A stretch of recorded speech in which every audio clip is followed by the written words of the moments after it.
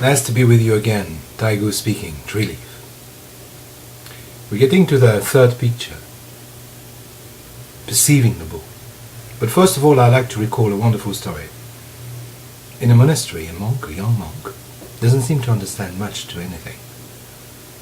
And he is with his teacher in a hall for ceremonies. And the teacher says suddenly, "Get out." And the monk walks to the front door. He's not used to challenge the authority of the teacher. He thinks that, well, I might leave. And he hears a voice saying, "No, not through there." Oh, oops. So he tries another way. The back door. There's a door at the back. Just to hear another voice. The voice of the teacher saying, "No, not through there." So he looks at the window. And he's about to jump over the windowsill. And he hears a voice like a million thunders. "Not through there!" And then on the spot, he understands. He realizes his true nature. So, my question would be, well, getting out.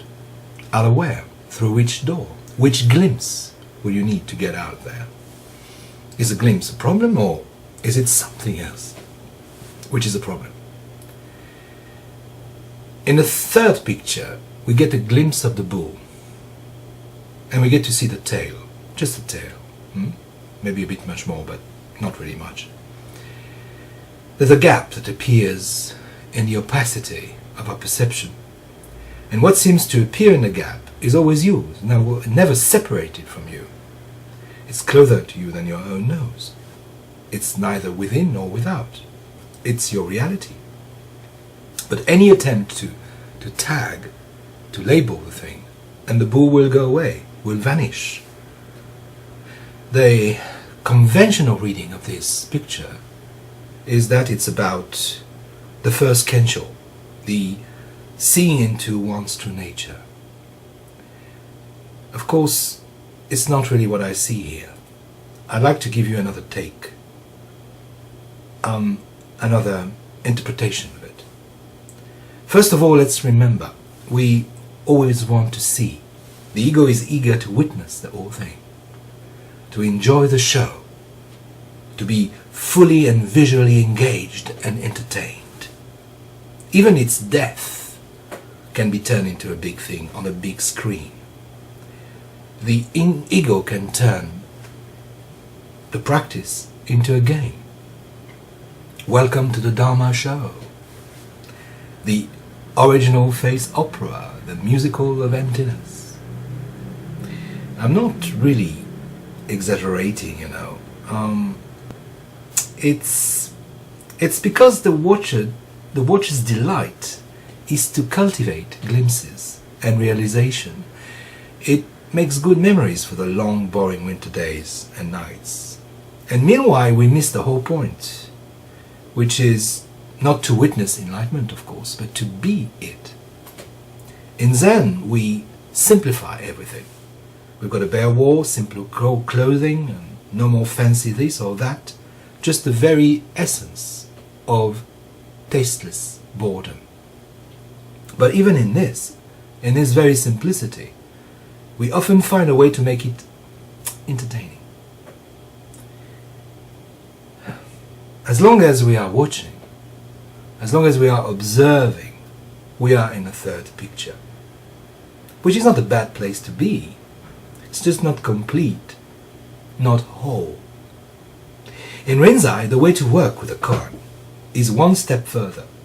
It's not to wrestle with it, to wrestle with a puzzling riddle and come up with a witty answer. No. The way is to become the koan. One gulp, and you are it. And then the answer is manifested through action, through being, not just blah blah blah. This way also exists in our gentle sort of way.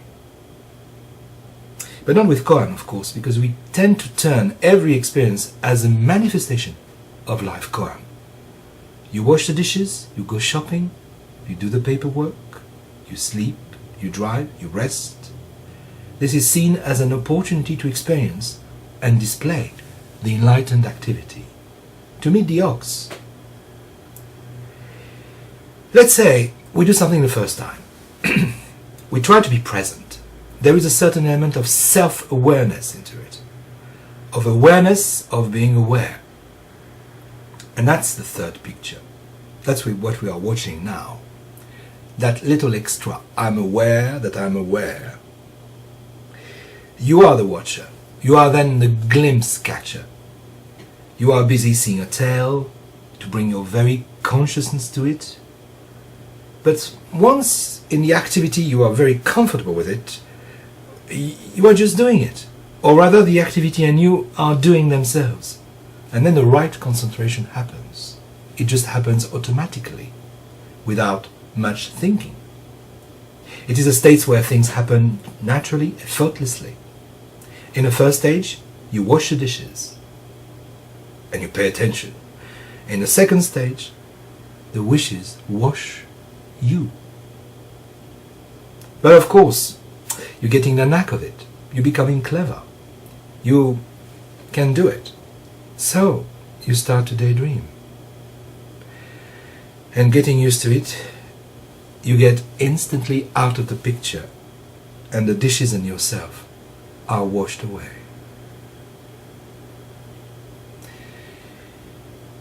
So, make sure not to be stuck there.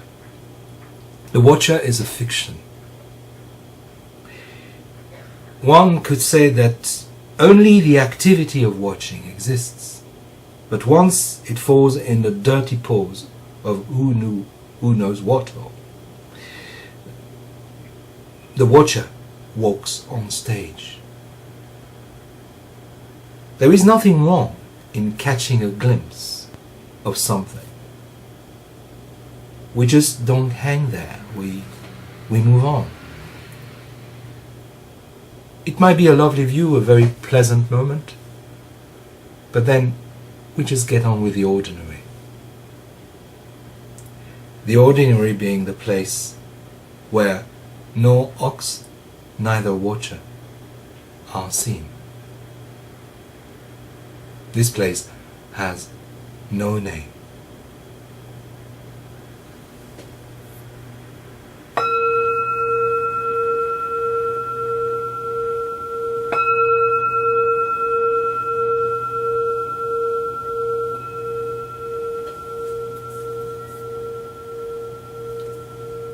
First try,